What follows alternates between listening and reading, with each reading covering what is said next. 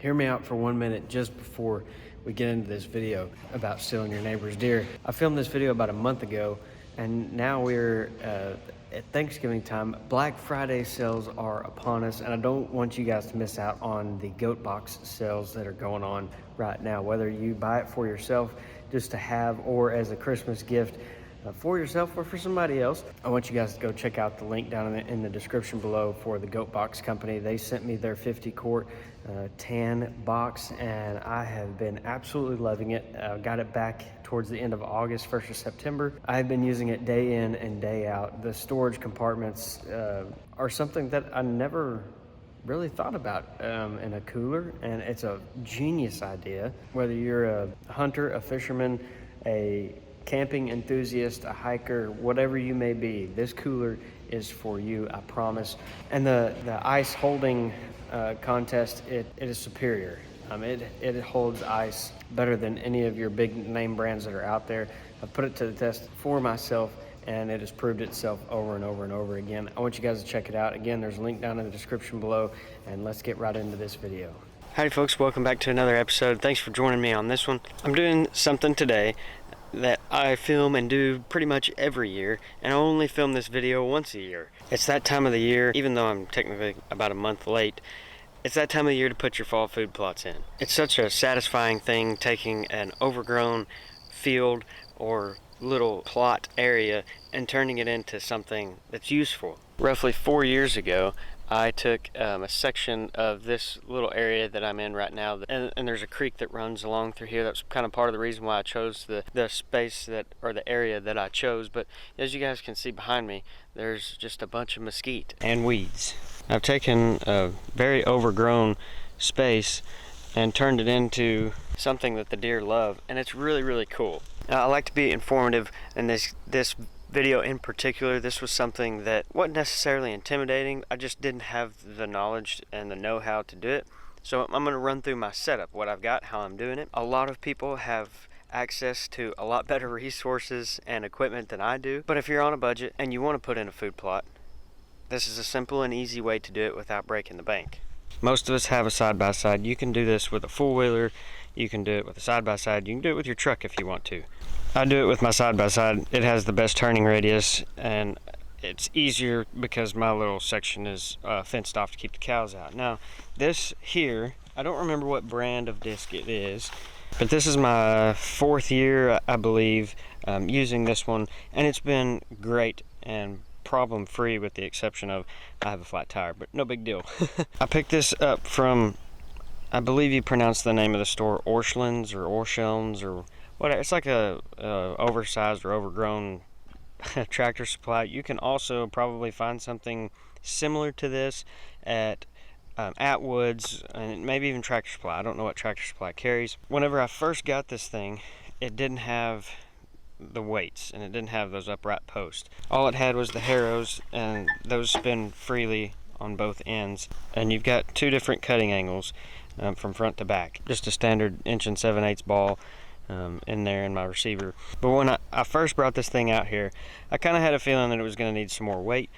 So what I did is I got this, I can't remember if this is 10-inch or 12-inch square tubing. They're give or take I don't know, 14, 16 inches long, and I had some flat steel plate, and I welded that plate onto the bottom. Same thing with these as well, and then I filled them full of concrete. So I actually had a post up here, but it's gotten rusty and broken off. I had a twin post like this up here on this front side, and all that extra weight that I've got up there hanging up high is kind of hard on the post. But anyway, I just had some 2-inch rigid conduit. I welded those on all 4 corners. I actually have 6 total weights, and I did this food plot last week with just this weight that I have on. It's really simple. You don't even have to take it this far if you don't want to. I think with all 6 weights, everything that I added, it was almost an additional 400 pounds. You could take bags of corn or sand or blocks or whatever you wanted to, and you could strap it onto the top of this thing. You could deck this surface and add weight if you wanted. It's just what I had on hand, and it seemed like the most efficient, easiest thing for me to do. So that's what I did. These discs are generally fairly inexpensive. You can spend a lot of money. You can spend a couple grand on a nice one that has a seed box built into it. You can buy something just like this, which has been great for me. It's less than $1,000.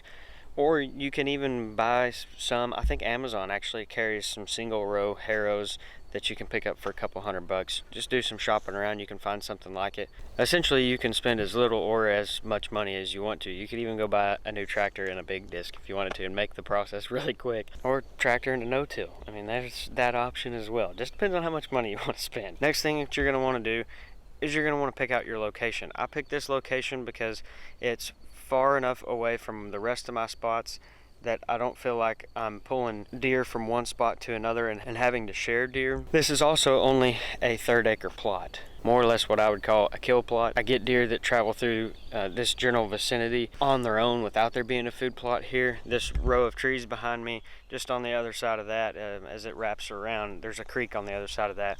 They're here naturally to begin with. That's an important factor that you want to take into consideration. Also, I can hunt this spot with either a north or a south wind, which is extremely beneficial for me. So a lot of my spots on this property are really only good for a south wind. That was part of the reason why I chose this location as well. And when it comes down to it, you got your equipment, you got your spot picked out, you know what you want to do. You got to pick your seed. What are you going to plant? Are you planting in the fall, summer?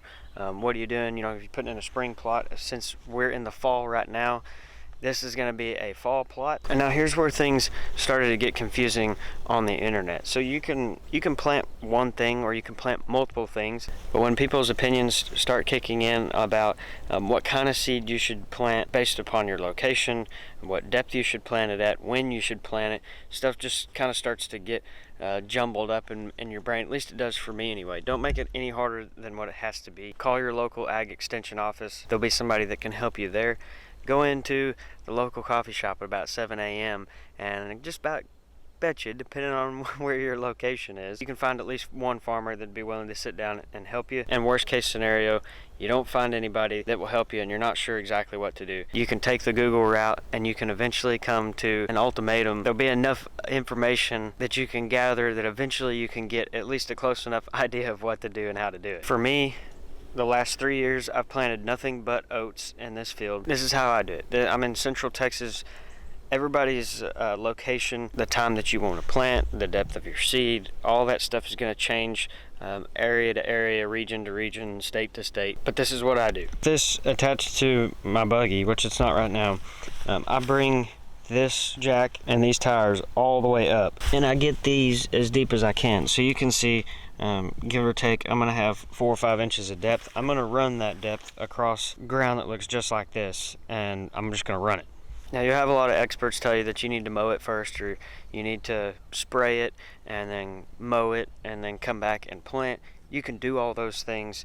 This is what works for me. I can literally take a field that looks just like this full of weeds, and I'll spend a solid 3 or 4 hours just disking it in. Once I get it to where I like it, I'll leave it for a few days, maybe a week, which is what I did this time, and then I'm going to come back over the top of it and I'm going to hit it all again. It takes more time to do it that way. I would say I can see the argument for mowing it and let the wind blow everything away, but when you're on a time crunch like me and you're a month late, this is what you do. This is how you do it. Once I get my field looking something like this over here, see how that's all nice and tilled up, and I haven't made that many passes over this, but I take this route every time I disc and plow this field, and when you get it looking something like this, then you can go ahead and plant. But there's something that I gotta show you guys first, and a few other fine details.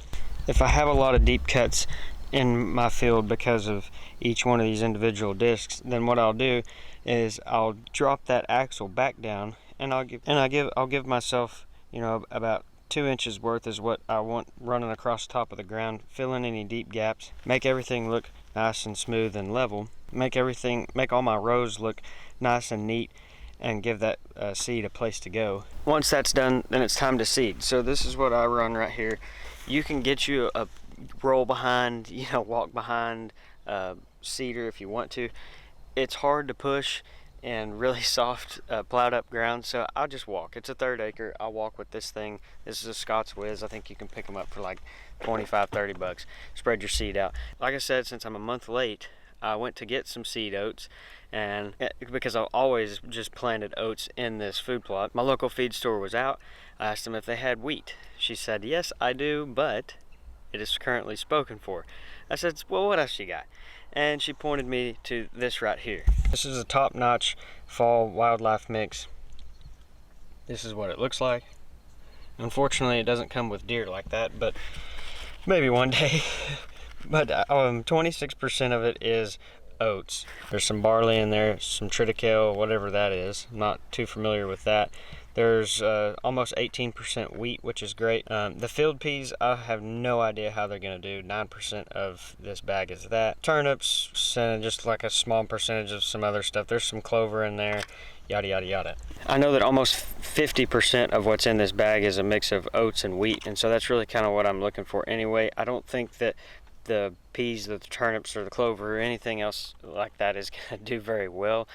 In my experience in the past, putting turnips in the ground, that hasn't always done the best for me. Probably not planting it right. There's probably a certain depth that turnips need to be at, along with clover and different things. But I know that since 50% or close to is oats and wheat, I know for my area and for what I'm doing and what's always worked for me, alongside with all the research that I've done, I want my oats and my wheat to be no deeper than about 1.5 inches in the ground. So once I've got my rows looking nice, I'm gonna walk this top notch out all over everything, and then what I'm gonna do is I'm gonna come back and I'm gonna bring these tires up to about an inch or so, give or take, where I'm barely scraping the top of the ground, and I'm gonna run that back over after I get everything seeded. That's gonna cover it all up for me. I also have a pipe back here somewhere.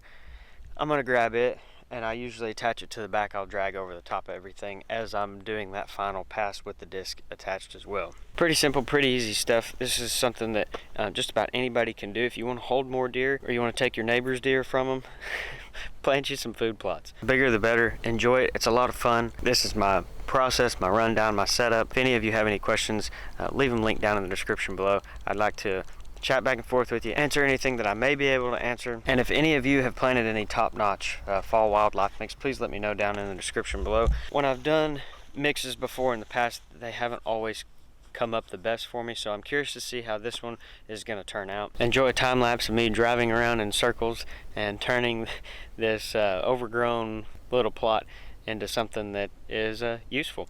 Pretty satisfying to watch. Now that I've done that, I've still got a section in the middle that I need to run over the top of, so I'm going to hook back up to this disc. We're going to drop this thing as low as it'll go. We're going to break everything up again, and then as the process that I just described is what I'm going to do once I've got it 100% where I like it. So here we go. I hope this helps any of you out.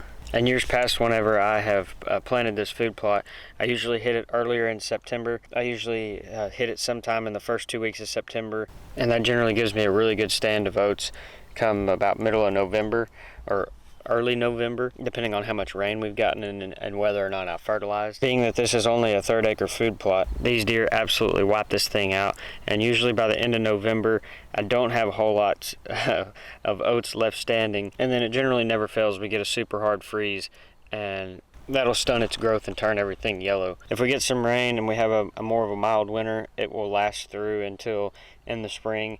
The deer usually quit touching it in about January, if it even makes it that far. But the month of November, historically for me, whenever I've planted at the right time, this has been a super hot spot and holds a bunch of deer.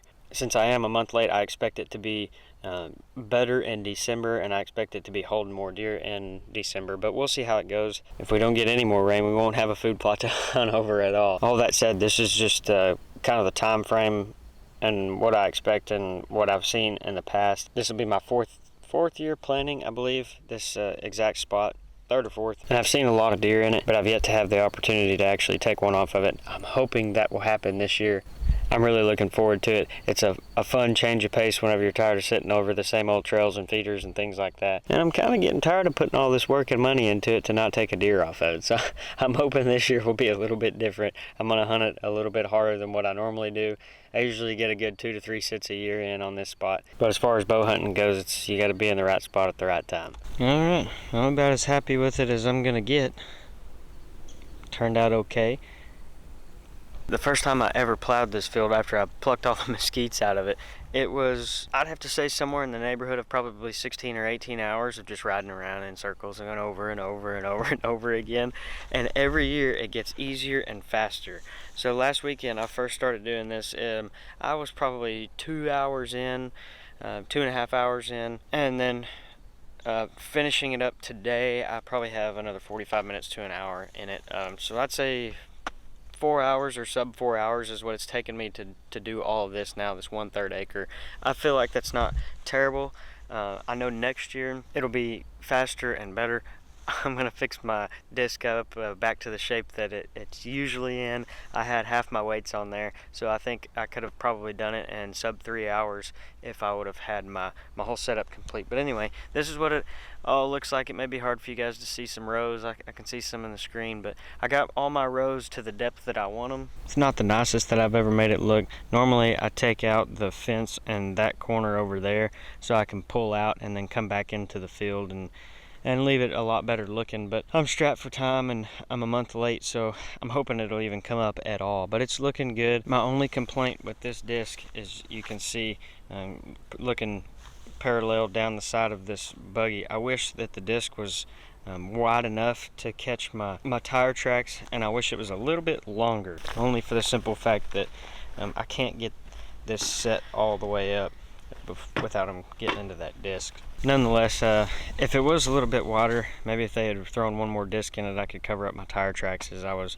running around. But I don't think it's going to affect it too bad. It'll all shape up and grow and look good, I'm hoping. And now that we got it where we want it, it's time to start the seeding process. Right next to disking it up and making the field look like this, I think the seeding is probably my second favorite part of this entire thing. So here we go.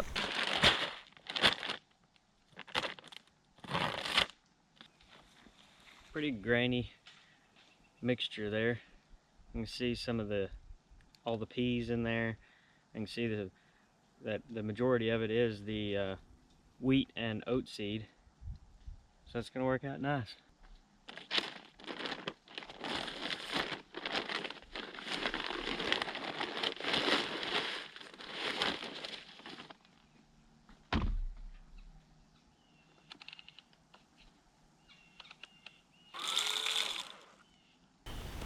I like to apply it pretty thick, so I gotta play with my adjustment settings every time I use this thing, but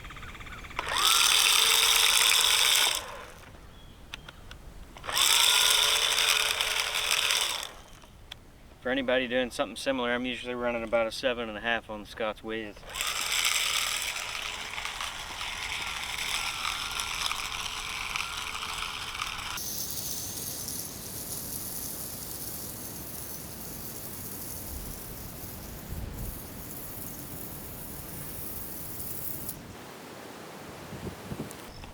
I would normally drive around and do it, take the disc off and drive around and do it. But I just don't feel like taking the disc off. It's kind of a pain.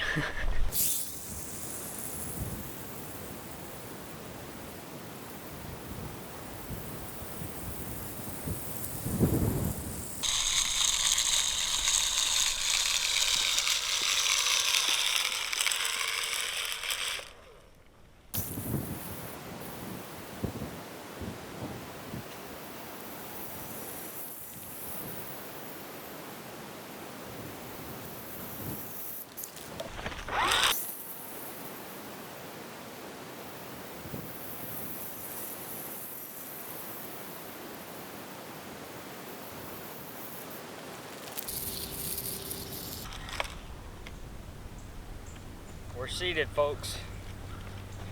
We're all seated. Way over there across the way, you can see my chair sitting on the ground. I've got a platform up in that cedar tree. I usually stick a pop-up blind right up on top of it, and I can hunt this whole thing with a north or south wind. Got to get a pop-up blind to go up on top of it, get this seed covered up, and hope and pray for rain. And at the very least, we've been having some really cool mornings and really hot days, so there's been a lot of dew on the ground, so that ought to help it spring and start up. Nonetheless, that's it. Now it's time to get it covered up. Here we go.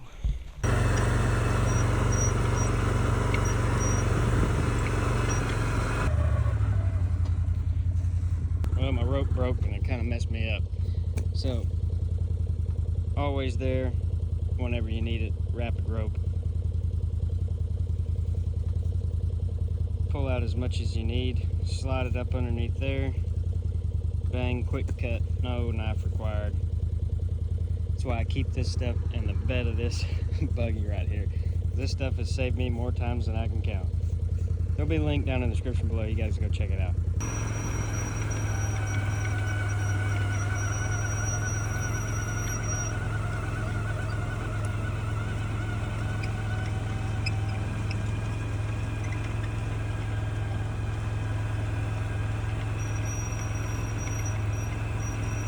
Better look at the pipe drag behind the disc. It could be about twice the diameter that what it really is and filled full of concrete, and it would do a much better job, but it's not too terrible. Coming over here to take a look at it now that we've got it seated, of course not much is going to change in y'all's line of sight, but it's a whole lot more flat and smooth. I don't have any of my rows that are just protruding really tall. That's how I know that I got that seed covered up with the drag, and I brought my depth of my harrows, my discs up. So we pretty much got it all. I mean, I got a little exposed, but I did overseed it quite a bit. So I think we're gonna be in good shape. Now if we can just get some rain on it, it'll come up looking really good. I think it turned out awesome. I'm ready to be sitting in a pop-up blind up there on top of my platform and watching deer and hopefully getting to fling an arrow at one. I'm no professional by any means. It does help that I have some farmers in my family. But if you guys need any questions answered, you want some more information or whatever, drop a comment down in the comment section. Let me know what you think. Let me know what you planted this fall. I'm curious to know, and what state you're from and when you planted and all that good stuff. I love this time of the year. It is officially deer season, getting some cooler temps coming in. And I hope some of you are already hunting over your food plots. Let me know how they're looking. Thank y'all so much for watching. Be sure that you're subscribed to the channel if you haven't done so already. This is my once a year food plot video. Thanks for watching, guys. Y'all are awesome, and I'll see you in just a few days.